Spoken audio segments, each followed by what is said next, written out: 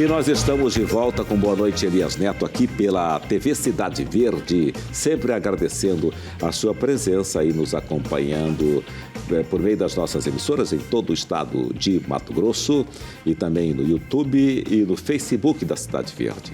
Nós estamos aí sem fronteiras, né? É um prazer sempre estar na sua casa, como se estivesse lado a lado com você, batendo aquele papo na sua sala. Vamos já colocar a imagem da nossa convidada de hoje, que é a regente e gestora de potencial humano, com mais de 2 décadas, eu diria que mais de 3 décadas de atuação na área de aperfeiçoamento da comunicação humana, desenvolveu uma técnica própria e inovadora. No âmbito artístico, é regente e diretora cênica do Coral Mato Grosso, levando a música a novos cenários e conexões. Por isso, a gente diz boa noite, Sônia Mazeto.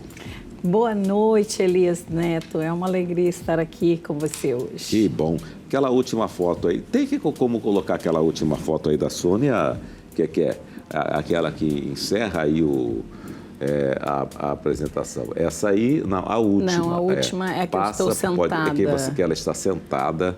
Eu quero fazer uma investigação aqui.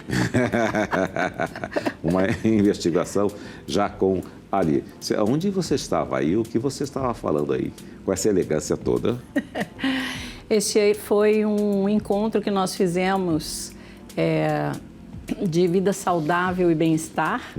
E eu estava palestrando sobre, eu e uma geneticista, sobre a importância da epigenética para a mudança de registros, né? Para ter uma vida melhor, mais saudável. Epigenética, para mudança de registro. Como é que isso ocorre? Então, nós somos formados pela nossa genética, né? Sim. Então, todas as pessoas, e como eu sou terapeuta de formação, psicanalista, as pessoas trazem as suas características que elas receberam de herança da mãe, de herança do pai. Durante muito tempo, nós ouvimos falar assim: ah, mas isso é porque você herdou do seu pai. Ah, mas isso é porque você herdou da sua mãe. Ou seja, nosso pai e nossa mãe sempre têm a culpa, né? Sim, exatamente. Mas a epigenética, ela veio para dizer o quê? Foram estudos que começaram a ser feitos, não é novo, né? E dizer que você não é escravo da sua herança. Que você pode mudar mesmo aquilo que você recebeu geneticamente. É? Como? Todos nós temos propensão para algo. Digamos que eu recebi da minha herança genética por parte de mãe a questão da diabetes. E aí entra tudo, tá? Entra depressão, entra todas as coisas. Então, eu tenho a predisposição para isso. Mas não significa que eu vou desenvolver como a minha mãe desenvolveu ou como a minha avó desenvolveu. Por quê? Como que eu posso fazer isso? Como que eu posso frear e começar um novo ciclo na minha posteridade genética? Forma de pensar, a mente, forma de agir, as coisas que eu vou me alimentar, mudança de hábitos. Isso faz com que eu crie novos registros e esses novos registros, sim, vão determinar o que será dali para frente. Olha que extraordinário. Extraordinário, sem dúvida nenhuma. Então, quando as pessoas chegam lá no consultório e dizem assim: pois é, mas eu sou assim porque o meu pai, mas eu sou assim porque a minha mãe, eu falo, pode parar. Porque a história do seu pai é a história da sua mãe, que você recebeu como herança, não significa que você tem que dizer sim a essa herança. Sim. Você vai trabalhar sempre, porque você sabe que você já tem uma predisposição. Mas às vezes a gente tem uma predisposição e por cuidar e prevenir, que a palavra é essa, prevenção, você nunca desenvolve. Exatamente. Não é? Exatamente. Eu não vou dizer basta, né? Mas você tem que olhar para trás e pensar, né? O que meu pai fazia que já não está mais adequado para hoje, né? Isso. Mais ou menos por aí, né? Ou o que o meu pai fazia, que ele teve, por exemplo, porque assim, ó, Eu tenho uma predisposição por parte de pai da questão cardíaca. Eu sei. Porque o meu tio, minha tia, os irmãos do meu pai e o meu pai faleceram com problemas cardíacos. Certo. Então, se eu já sei que eu tenho essa predisposição, o que eu vou fazer? Eu vou dizer, eu já tenho essa predisposição. Pronto, então, eu sei que eu vou morrer do coração. Não, se eu sei que eu tenho essa predisposição, e por isso hoje, né, esse mapeamento genético que a gente faz é muito importante, porque você sabe suas predisposições. O que eu vou fazer? Eu vou cuidar da minha saúde fazendo exercício físico, isso tem que fazer parte da minha vida, adequar a alimentação de acordo com o que é necessário, para eu manter essa saúde, ter pensamentos positivos, ser feliz, porque ser feliz é um dos maiores remédios que existe. O povo fala, mas como que a gente consegue felicidade? É um estado de espírito. Quem determina se está feliz ou não é você, não é o outro, não é a circunstância, é você. E a partir daí eu posso, eu vou fazer 6.2 agora. Eu nunca tive nada. Nunca tive nenhum diagnóstico de que assim, você está com um problema ou coisa parecida. Então, é isso. A epigenética é a mudança de hábitos, costumes, pensamentos, atitudes em relação à vida que pode mudar, olha que extraordinário, ele pode mudar a cadeia do seu DNA com isso tudo e que a gente pensa, será que é possível? Porque DNA é vibração, é todos esses elementos que a física quântica traz e a gente pode mudar isso. Sim. Agora, eu fiquei curioso agora, como está o seu coração? Apaixonado? Porque às vezes a paixão também machuca o coração, né? Mas apaixonado, Elias, eu acredito que a gente deve estar sempre. Porque o apaixonado não é só o apaixonado na questão conjugal homem e mulher. Sim. É apaixonado pelo quê? Hoje eu sou apaixonada pela minha forma de viver, que me dá liberdade geográfica, que eu posso estar em qualquer lugar que eu desejar. Sim. Hoje eu sou apaixonada em saber que eu tenho netos e que eu consigo acompanhar o crescimento daquelas coisinhas lindas e ver seus sorrisos, compartilhar dessas experiências nessa fase de vida. Eu sou apaixonada por ver meus filhos, saber onde eles estão, se desenvolvendo. Na verdade, eu sou uma apaixonada pela vida, sabia? Sim, eu imagino, né? Olhando para você, eu acho que sim. Eu sou uma apaixonada pela vida. Eu penso que toda e qualquer situação, ela existe uma possibilidade positiva. Sim. Eu me lembro que quando eu conheci você, foi lá em 93, 94... né? Eu acho que estava cursando pedagogia na época. Estava cursando pedagogia, exatamente, me lembro perfeitamente. Mas aí a nossa aproximação foi quando eu assisti você numa formatura, na apresentação do coral do Tribunal de Contas, né? E como é que foi, vamos voltar lá atrás então, como é que foi essa sua paixão pelo sotaque cuiabano? Porque inclusive eu já disse para você, pela primeira vez. Aliás, eu escrevi até no meu livro isso aí.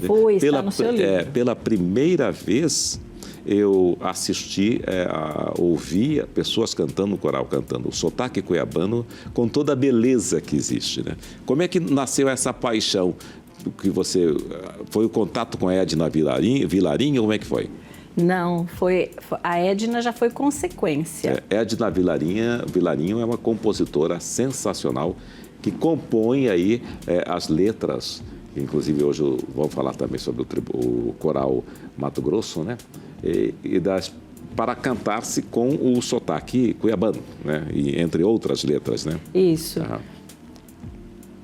A Edna, quando eu a conheci, ela tinha um trabalho interno no Tribunal de Justiça, que é do lado ali do Tribunal de Contas, né? Sim. Do Tribunal de Justiça. Então, era uma coisa bem interna que ela fazia, mas com toda aquela beleza que ela sabia fazer. Sim. A Edna sempre foi muito animada, também muito feliz com a vida, né? E quando eu cheguei do Paraná, eu fui cantar no coral da UFMT, porque eu sempre fui ligada a essas questões de movimento cultural, musical.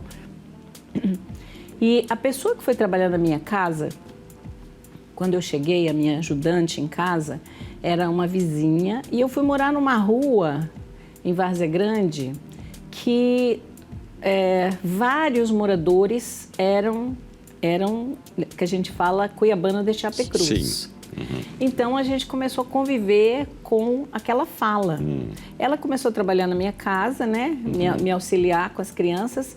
E ela chegava de manhã cedo e fazia o quebra-torto. E ela dizia, tchau, crianças, vocês hoje estão danados demais. E ela usava muito esse sotaque. Eu vou na casa da mamãe, eu vou lá no vovó. E aí eu comecei a perceber... assim que eu achei que foi um privilégio dos meus filhos terem essa oportunidade de conviver com essa pessoa que hoje ela não está mais entre nós. E aí, quando eu fui chamada, o Tribunal de Contas está querendo formar um coral. E aí eu estava cantando no coral da UFMT. Eu falei, olha, quem gostaria? Eu falei, eu vou, né? E aí fui.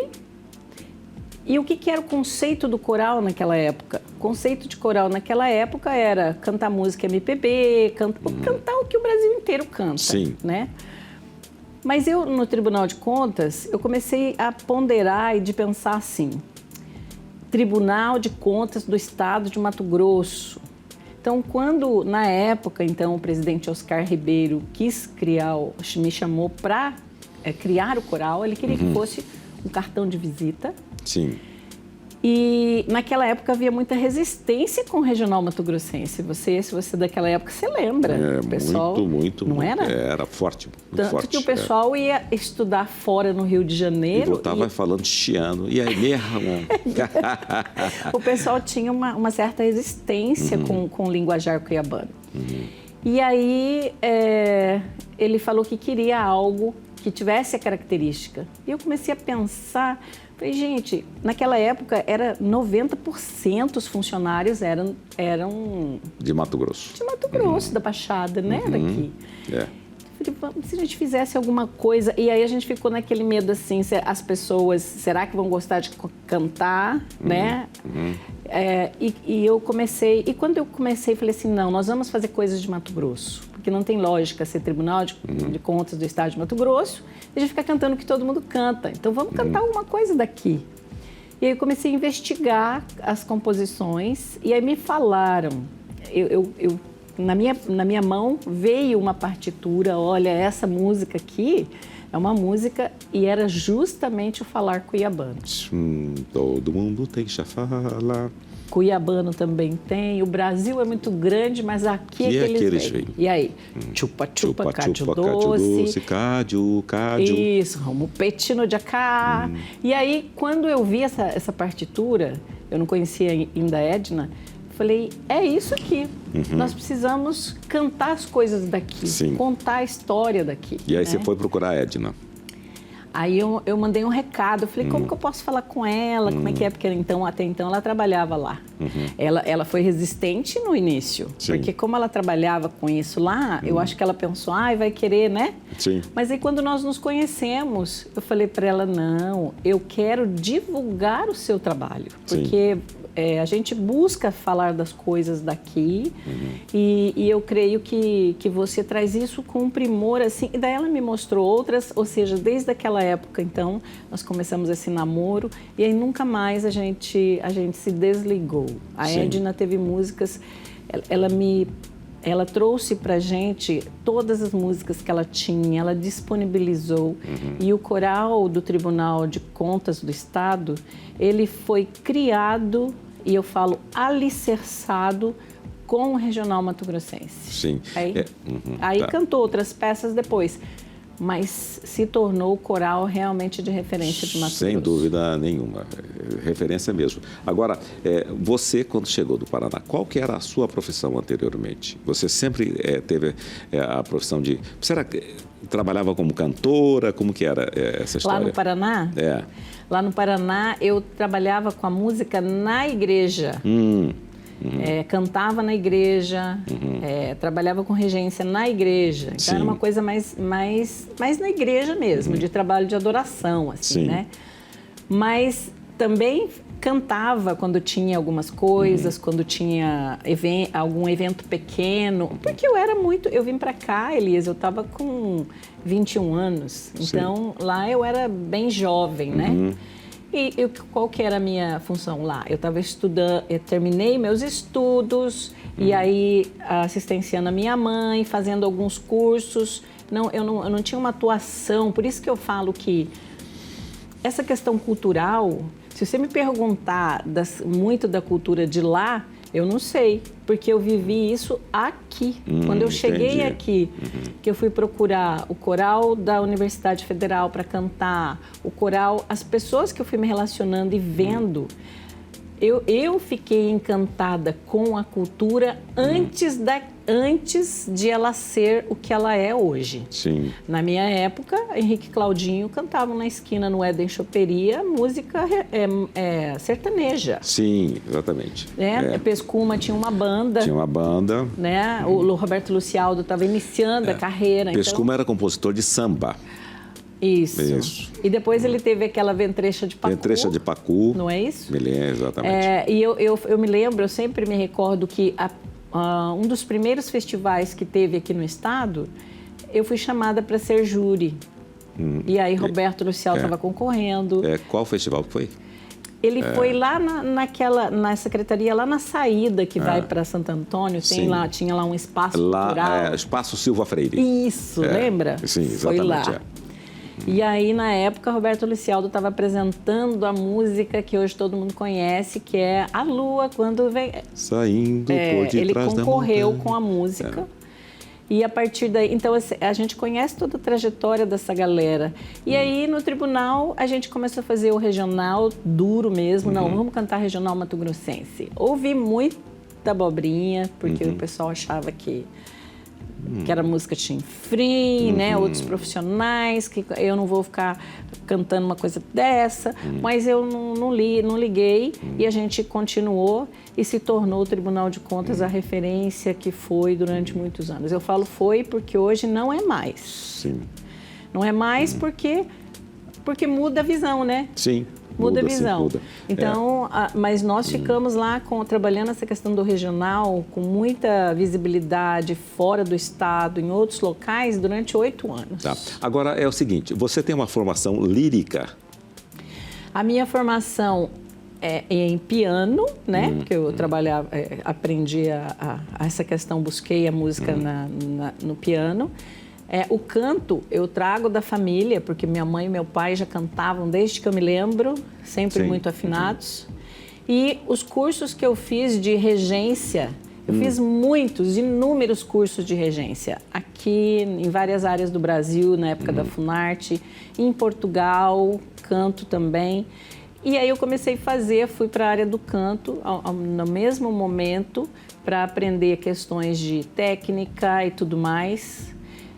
Tanto que, quando chegou o curso de fonoaudiologia no Mato Grosso, eu sabia mais de canto e voz do que o próprio pessoal do curso. Sim. Porque eu já atuava há muitos anos aqui. Exato. Né? Então, eu falava na minha sala, porque eu ensinava o canto, né? Trabalhar com essa questão do canto e da voz, só que eu não era fono. Não tinha formação de fono aqui no estado. Eu não ia sair daqui com a filharada para fazer formação de fono fora. Perfeito. Então, a minha formação no canto, ela vem sim do canto lírico que eu fiz, mas também música popular brasileira, todas essas linhas. Por isso que eu falo que é muito eclético, assim, né? Mas você hoje, por exemplo, você cantaria algo lírico? Sim. Por exemplo, a capela agora, o que você me diria? Um trechinho aí, por exemplo.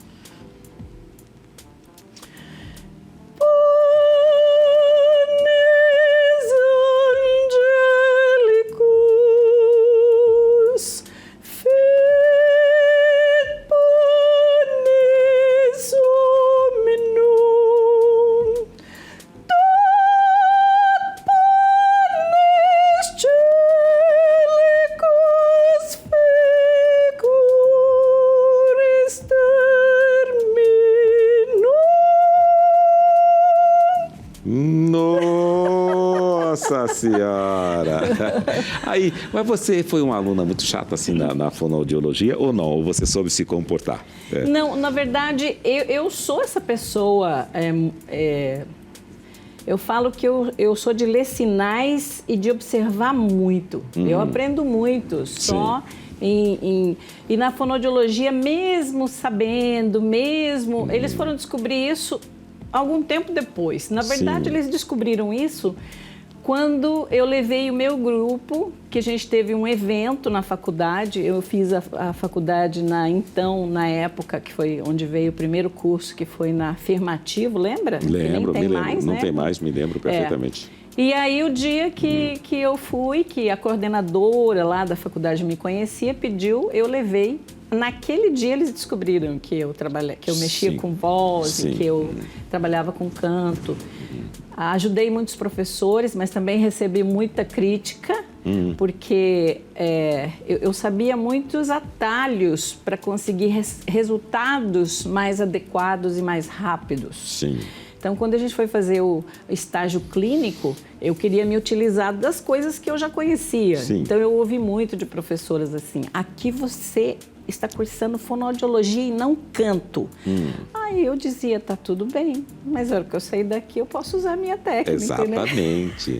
Engraçado, eu também passei mais ou menos por essa experiência. Foi? Porque eu cheguei na faculdade de jornalismo, aqui não tinha jornalismo, né? Aconteceu, né, com você. Sim. Quando surgiu a faculdade, eu fui fazer a faculdade lá no IVE. Sim. Né? Então, eu já tinha 13 anos de carreira. A mesma coisa, então eu tinha também os atalhos e tal, mas eu acho que eu agi mais ou menos assim como você. Né? Eu ficava mais muito assim, nossa. coisa e tal. E como eu era de uma afiliada à Rede Globo, eu levava muita paulada também. Acredito. Hoje eu encontro assim com professores, com colegas, coisa e tal, e a gente relembra e ri muito, né? E eles assim são muito agradecidos, é muito legal isso, né? Agora é o seguinte, explica aí a técnica chamada Power In. Me explica essa técnica aí, que é uma criação sua, como é que é? Essa técnica, ela é um compilado de várias áreas de conhecimento, mas ela se detém naquela questão, naquela pergunta fatídica. É a mente que controla o corpo ou é o corpo que controla a mente? Né? E a gente sabe que Gautama, ele disse que a mente precede todas as coisas. Sim. Mas a mente precede todas as coisas, mas o que é que coloca os arquivos mentais na mente? Não são as atitudes? As ações? Não são? Mas ainda não estamos falando sobre o corpo. Não, sim, olha só. Quando o bebê nasce, ele nasce já com alguns arquivos de experiência dele ali.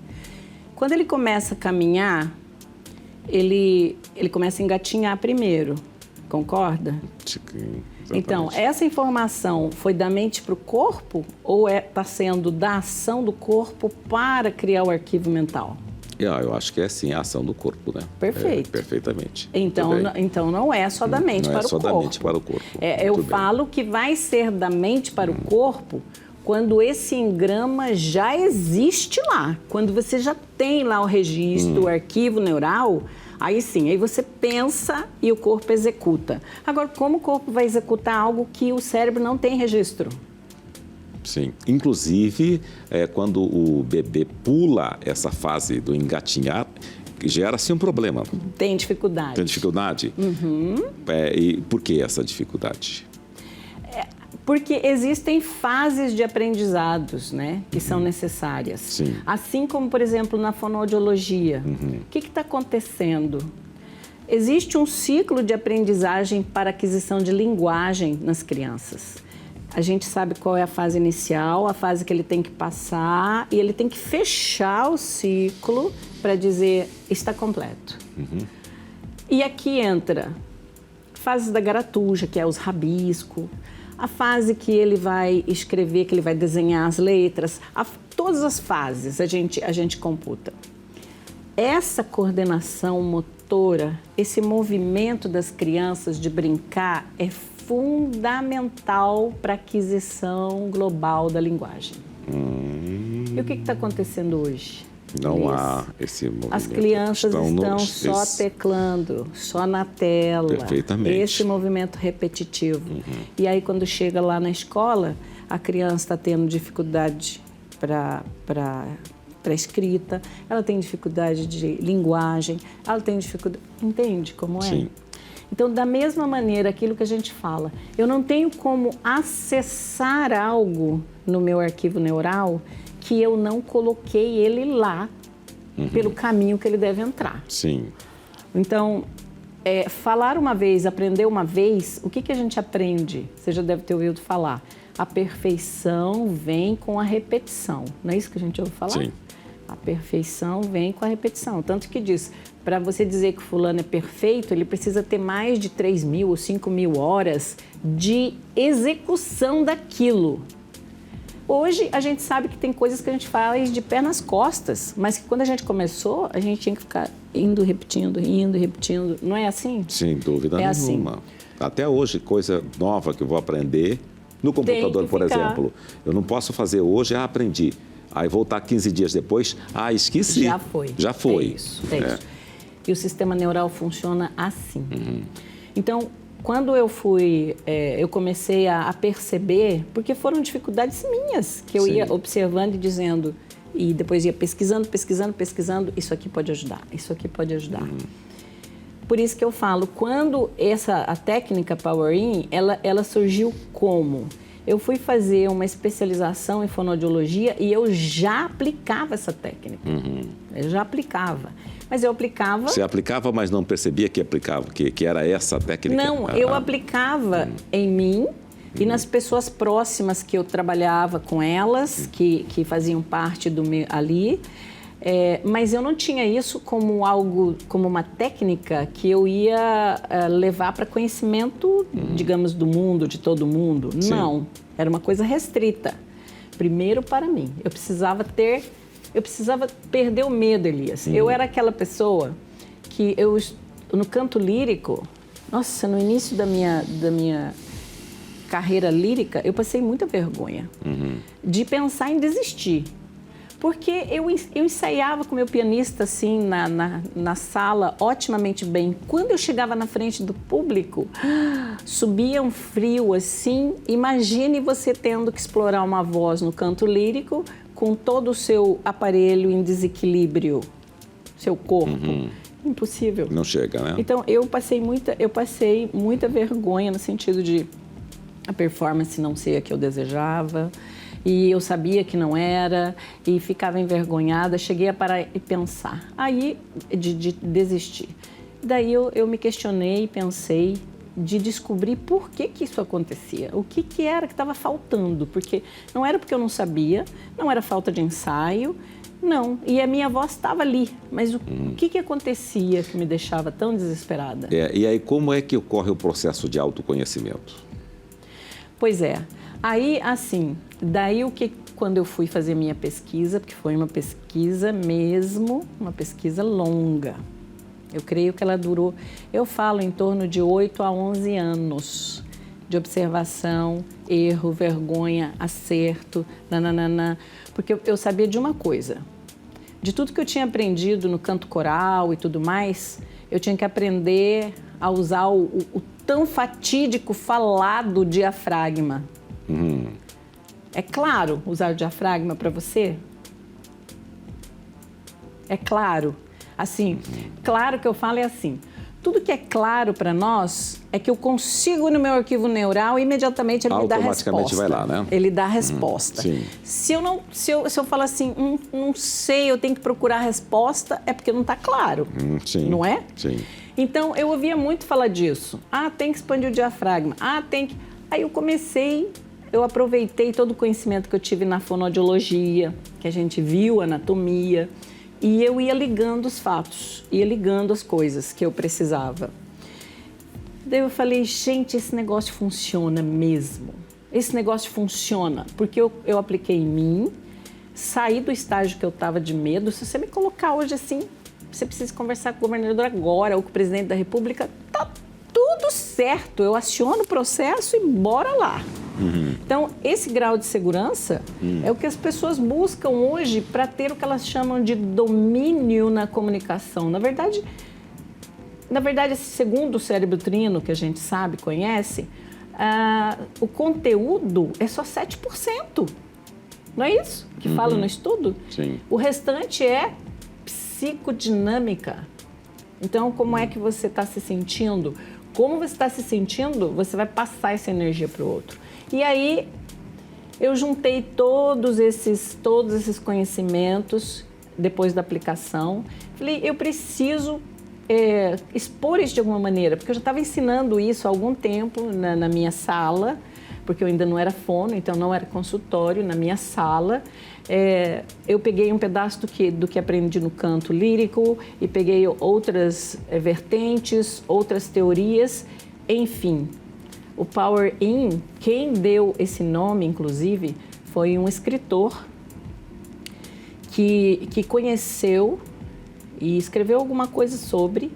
E ele falou, isso é incrível, Sônia, porque isso é ligar a energia de dentro. É como se você trouxesse um poder de dentro para fora. Você o conheceu? Sim. Ah. E aí, ele falou, porque ele dizia, é isso que eu sinto. E depois disso eu tive outras experiências com outras pessoas, né, de referência e tal, que diziam, nossa, parece que quando eu me posiciono e uso o processo, é como se eu ficasse maior, é como se eu me sentisse mais seguro, é como se eu entrasse num eixo fundamental, é isso mesmo. E aí, no meu curso de especialização que eu fui fazer, eu fiz um curso de motricidade orofacial, uma especialização na área de fono. Nós tínhamos o nosso orientador, era um cirurgião neuro, né? Neurocirurgião. E aí eu falei para ele que eu gostaria muito de fazer o trabalho em cima dessa técnica, Sim. que eu já estava aplicando há algum tempo. E ele disse para mim assim, tudo bem, faça uma pesquisa, procure lá no Google Maps, faça uma pesquisa lá sobre o que tem nessa área e você pode usar como referência bibliográfica. Ele estava fazendo eu e uma amiga minha, falei, vamos fazer comigo. Não tem? Não, né? Não tem, porque eram muito várias raro. áreas de conhecimento, então não tinha nada sobre isso. Eu diria para você que o título é Expansão diafragmática através dos retos abdominais. Entendeu? Que a gente chama Power In, por quê? Porque quando você aciona o músculo reto abdominal, você consegue um corpo que a gente chama de corpo ativo. Porque a maioria das pessoas hoje, elas querem falar ativamente em cima de um corpo passivo. Então, o que eu fiz? Eu inverti. Eu descobri como que a gente pode ter um corpo ativo. E aí ele falou para mim, imagina que não vai ter sobre isso e tal. Ensinei a técnica para ele. Ele ficou muito surpreso com o resultado, porque ela é imediata. E aí ele foi pesquisar sobre. E ele falou, realmente, Sônia, não tem nada sobre isso. E você já escreveu, o seu livro? Então, na época, eu fiz a minha conclusão. Fizemos, inclusive, como não tinha nada escrito, referência bibliográfica, eu fiz como que a gente chama? Uma pesquisa. Sim. Peguei 20 atores, na época estava trabalhando com o Flávio Ferreira, Sim. no Alto da Paixão. Pegamos 20 atores, fomos no estúdio, gravamos tudo, todas as vozes com o mesmo texto, tudo certinho. Depois ensinamos a técnica durante 15 dias, depois gravamos novamente os mesmos. E aí distribuímos isso misturado para pessoas, né? Formadores de opinião, diretores e tal, para eles nos falarem qual ele achou que tinha mais expressão, com melhor voz, com, sabe, timbre mais colocado, com energia mais de presença na voz. E foi incrível, foi 87% escolhido as vozes que tinham usado a técnica depois. Sim. Entendeu? Bacana isso aí, né? Agora, e as práticas integrativas e complementares? Você trabalha com isso também, né? Sim, eu sou terapeuta integrativa. E isso quer dizer terapeuta integrativa. Você vai integrando todo mundo. Conta pra gente. Não. As práticas integrativas e complementares, elas são as que antigamente as pessoas chamavam de terapia alternativa. Sim. Né? Que na verdade de alternativo não tem nada. As práticas integrativas, normalmente, a maioria delas, eu diria todas, elas têm origem ancestral. Então, elas são milenares. Então, não tem nada aí de alternativo atual. Na verdade, ela já está aí. A medicina do milênio anterior e do velho mundo e desde sempre. A nova medicina é essa medicina atual. Porque antigamente eram a natureza, não era isso? A natureza, as garrafadas, as ervas, os banhos. Era isso que eram as curas. Sim. E que hoje se mantém. Mas só que isso não era reconhecido, né, Elias? Eu fui dois mandatos presidente do Sindicato dos Terapeutas de Mato Grosso. Então, existe infinitas práticas integrativas de culturas diferentes, de origens diferentes, mas todas elas com aplicações desde milênios. E aí, o Ministério não aceitava, mas foi feito agora o Ministério da Saúde catalogou 29 práticas que foram inseridas no SUS. Então, hoje não tem mais como dizer que isso é alternativo, porque eles fizeram uma pesquisa e descobriram que milhões e milhões de pessoas do nosso povo brasileiro se utilizava dessas práticas para suas questões de saúde e bem-estar. Sim. A minha mãe fazia um xarope para tosse de cabaça. Conhece cabaça? Aquela cabaceira, aquela cabaça redonda. Tem a de pescoço, que o pessoal faz artesanato e faz queijo, aquele queijo de pescoço e tal. E tem aquela redonda que o pescador usa ainda até hoje, o pescador ribeirinho, para fazer cuia. Né? Sim. Aí, quando ela está verde, dentro dela tem ali uma massa. E ela retirava parte daquela massa, ela não podia retirar até a cuia, né? Não podia raspar, que segundo ela era tóxico. Sim. Não sei de onde que ela aprendeu isso. Esse conhecimento, mas ela tinha esse conhecimento. E aí ela levava para o fogo, coisa e tal, e tinha açúcar, mas não sei o quê, tal. E aí saía um xarope delicioso. Delicioso. Tanto que, quando ela era viva, nós tratávamos tosse dos nossos filhos com esse xarope. E fica parecendo mel, né? E aí tinha que cuidar, porque toda hora eles queriam ir lá e tomar um melzinho. Então, você veja, essa já é uma prática de um conhecimento que deve ter vindo aí de onde, né? Ancestral. Exatamente.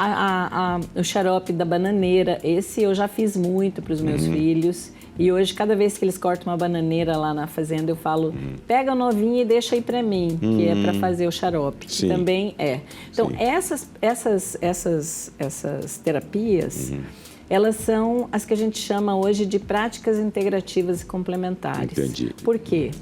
Elas podem integrar qualquer tipo de tratamento, porque ela vai auxiliar e ela pode complementar qualquer tipo de tratamento. Porque a medicina normal hoje, tradicional, a alopatia, eles têm uma certa resistência, mas a gente fala, nós não estamos concorrendo, a gente quer ajudar a complementar o tratamento. Então, a aromaterapia, que é uma área que eu trabalho muito, os óleos essenciais, a reflexologia, o reiki, barra de axis, são todas dentro disso que se chama práticas integrativas e complementares. Muito bem, vamos para o intervalo? Vamos. O papo está muito bom, mas a gente tem que ir para um intervalo. E daqui a pouquinho nós voltamos com esse papo sensacional aqui com a Sônia Mazeto, aqui no Boa Noite, Elias Neto, pela TV Cidade Verde. Até daqui a pouco, voltamos já, hein?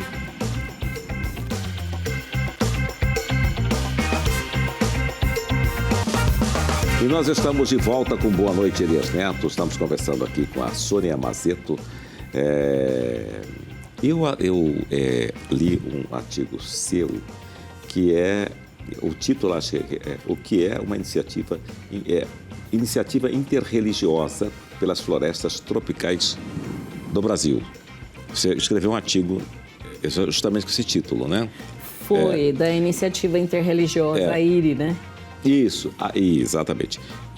E aí, como é que ocorre essa iniciativa interreligiosa nesse processo todo? E isso aconteceu assim. de novo, aquela minha fala que eu digo que a gente não tem que correr atrás de nada. Se você estiver preparado, as coisas chegam até você. É? É. Ah, então estou muito despreparado, hein? Eu sou da Igreja de Jesus Cristo dos Santos dos Últimos Dias. Não sei. Até estive lá uma vez com você, se não me engano. Isso, esteve. É. E eu trabalho nessa área, né? Hoje no Conselho de Comunicação. Então, eu e o presidente da igreja aqui da Estaca, Cuiabá, fomos convidados para participar de um encontro da IRI Brasil, que é uma iniciativa internacional, né? Eu não sei se você se lembra quando o Papa Francisco fez um movimento e chamou líderes religiosos de vários países para dizer que nós precisamos cuidar da nossa casa em comum, que é o nosso planeta. Me lembro. Que chamou Laudate alguma Sim. coisa, essa ação. Sim.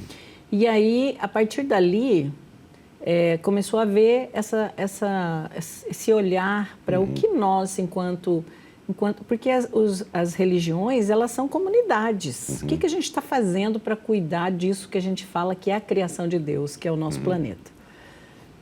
E aí eles queriam ajudar outros locais também a preservar as matas tropicais, que ainda são o pulmão que a gente necessita para o nosso ar ficar mais puro, né? E aí nós fomos. E essa ida para lá, ela é para quê, tão somente? São 2 dias apenas, mas nós fazemos uma visita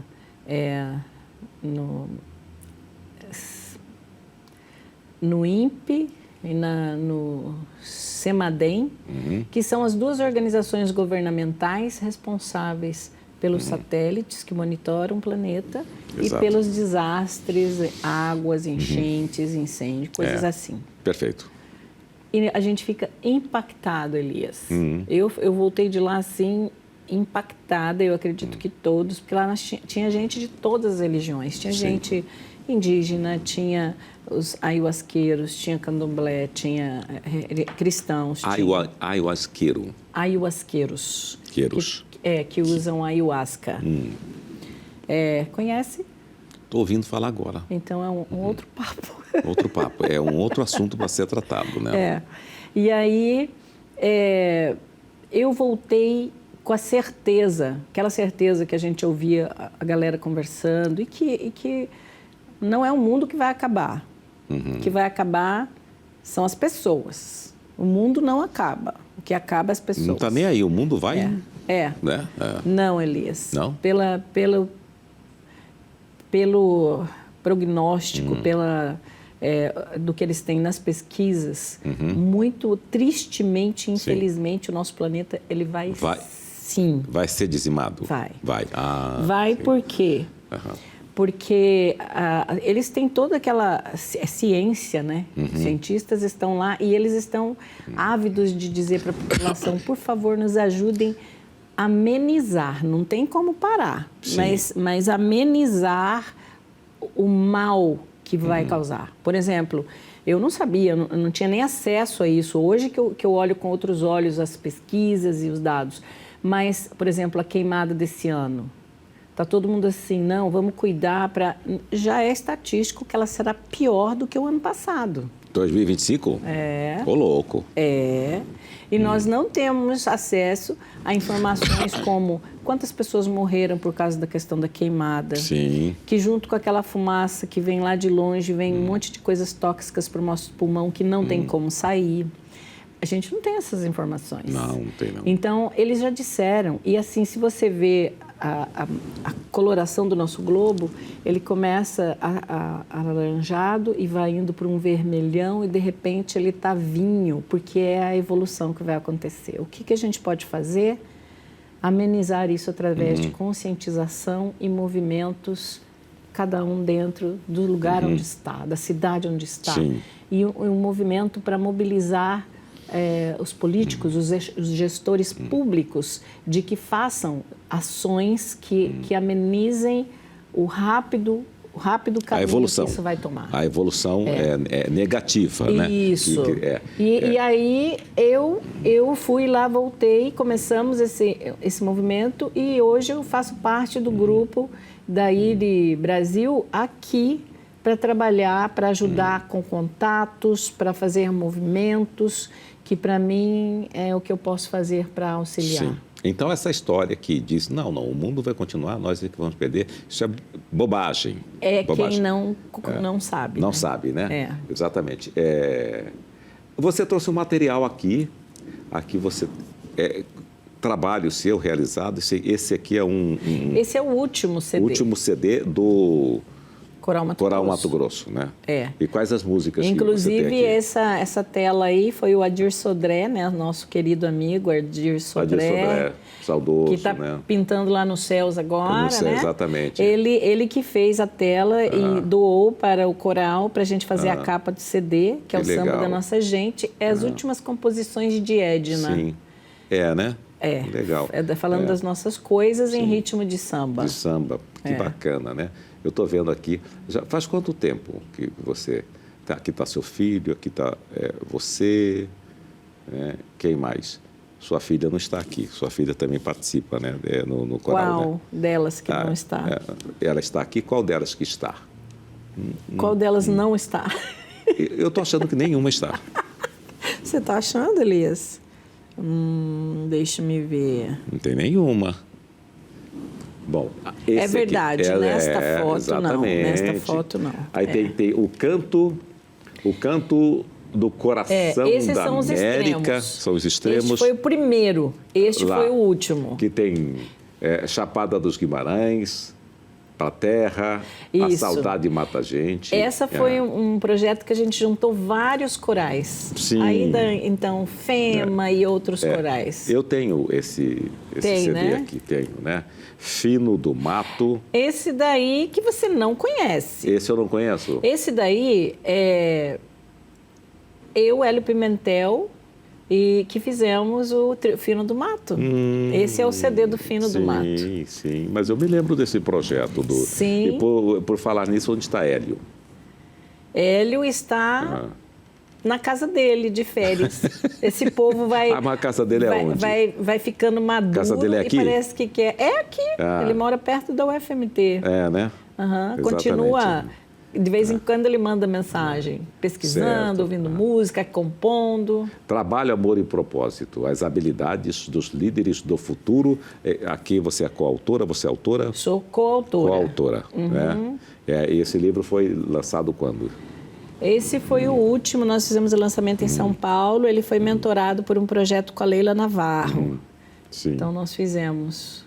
Certo. Aí, pessoas e bem-estar. Esse foi o primeiro. O primeiro, O próximo daí agora é só o meu, viu, Elias? Eu falo que a gente começa sendo coautor e tal, e depois você fala, não, já tem tanta coisa, agora vamos escrever um sozinho. Vem cá, você foi candidata a vereadora, né? Sim. E como é que foi essa experiência? Eu descobri que a política não é sobre trabalho prestado. Por quê? Não é sobre trabalho prestado, porque a pessoa não precisa ter trabalho prestado para ganhar uma política, ela precisa ter dinheiro para fazer troca. É? Eu não sabia disso. Não, né? Mas você não sabia ainda? Eu até já sabia, mas sabe assim, eu sou muito otimista, né? Sei, exatamente. Como eu trabalho com gente a minha vida inteira, Você pode ver que todos os meus projetos sempre é com pessoas, Sim, com exato. pessoas. Então, eu acreditei, e todo mundo acreditou também. Sônia, todo trabalho que você já tem, você também acreditou, Elias? Claro, eu falei para você. Sim, com todo o trabalho que você... Mas eu descobri isso, Elias. Sim. Você ratificou a sua descoberta. Isso. Mas não estou triste, não. Tá certo, foi uma experiência, né? Sim, uma experiência. sim. Muito bem, chegamos ao final, né, desse nosso encontro. É a minha segunda entrevista com você, viu? Você me disse, ela que você chegou aqui, que era a primeira vez que ia ser entrevistada por mim. Em 2007, eu estive na sua casa entrevistando você, Sônia Edna Vilarinho, e todo o coral Mato Grosso. Mas você tem uma memória, Elias. Então, lembra? Num quadro que era Quem Tem Memória Tem História. É real, é verdade. Exatamente. Que alegria, viu? Muito obrigado alegria pela sua participação aqui, tá? Foi um prazer recebê-la. Volte sempre.